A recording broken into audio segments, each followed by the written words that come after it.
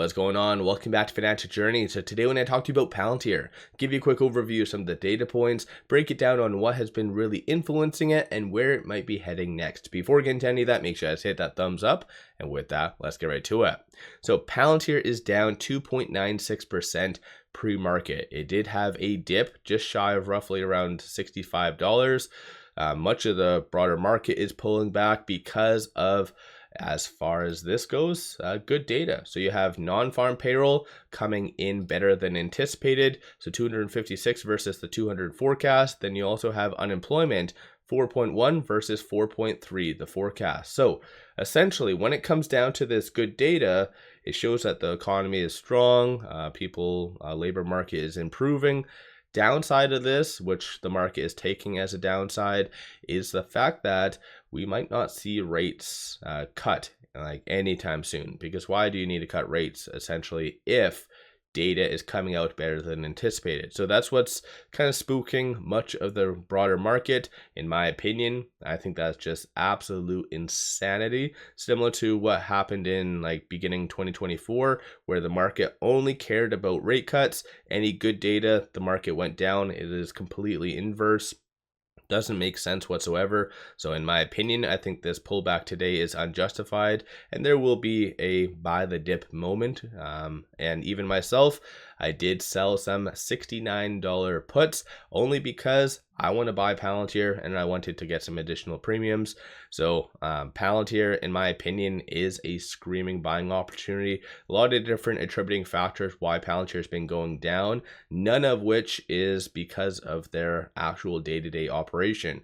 You kind of have the curse of Jim Cramer. So that's kind of point number one. Then you have had a very much abnormal string of analyst ratings, which hasn't necessarily been all that great. So you did have a $60 sell, Morgan Stanley, that was initiated coverage. Analyst has a 50% success rating. You just had one come out as well, $35 sell, Deutsche Bank, Brad, who has a 68% success rating. So Wall Street is still trying to struggle with Palantir's evaluation. So you have $80 on the high end, $11 as a low. Consensus $46.57, which does represent a 31% downside. At the same time, you also have its technicals not looking all that great. So all of that combined is what has been causing Palantir to pull back. So it does have a pivot point of 81.30. And so for as long as it is below that, then it is anticipated to get between that 57 and 61 range. But even if it does get to these prices, honestly, I think that is a screaming buying opportunity because Palantir is a absolute beast of a company and they're going to continue to grow. Whether Wall Street sees them at a certain multiple or whatever else, I think that's going to be a constant battle probably for the remainder of even 2025. But yeah, that's just my viewpoint. As far as recent news, there hasn't been all that much, especially I think I did a video like a week ago. Same goes for that. So it's kind of just been piggybacking off of the broader market. As far as shorts goes, 4.14% of the free float is being shorted. Works out to be 86.75 million shares overall are being shorted. So shorts have been returning despite the price pulling back. So this in reality is a very bullish data point. For full transparency, Palantir is not a squeeze play. I just like to analyze this information because if shorts really did feel that Palantir, the pullback was justified and it was going to stay at these levels, they would be increasing. It is very cheap to borrow with Palantir. So the cost to borrow right now is 0.25 and there is in excess of 10 million shares available. So there's a lot of supply and it is cheap to really short Palantir. So kind of is a win-win for shorts to do it that way. So the fact that they're not really doubling down, I see this as a kind of a bullish point. Aside from all of that though, market's opening in roughly 15 minutes. This is kind of the layout for options that did occur on Wednesday. 125 million in calls, 118 million in puts. So still a lot of money getting into Palantir. 43% of all the options being done today are, Wednesday was optimistic in nature.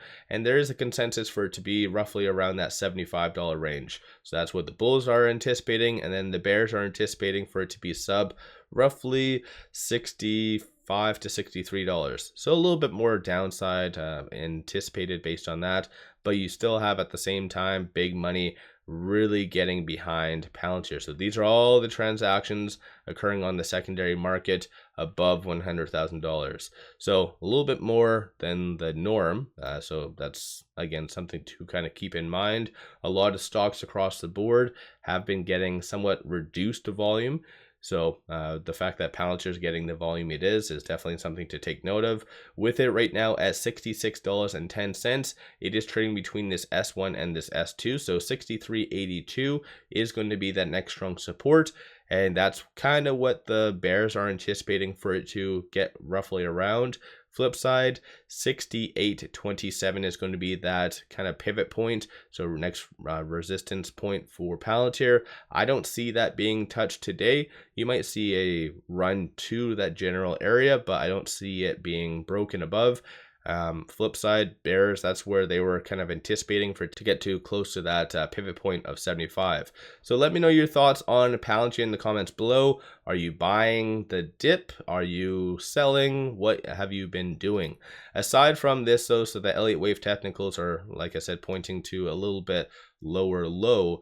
But if we go over to the actual chart itself, it is right now flirting with that 50-day moving average, which is sitting at $66.50. So if it does break below that, then historically you do see a little bit of a pullback. So I think, again, that's what bears are really focusing and kind of orienting their options around.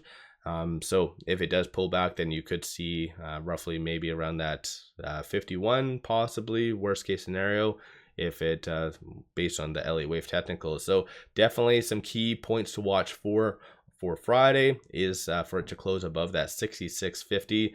Even if it doesn't have that full-on recovery to above that next strong resistance point, as long as it closes above 66.50, things should be pretty a-okay. But let me know your viewpoint on Palantir. Is there any other upcoming catalyst that you feel is kind of worth buying over?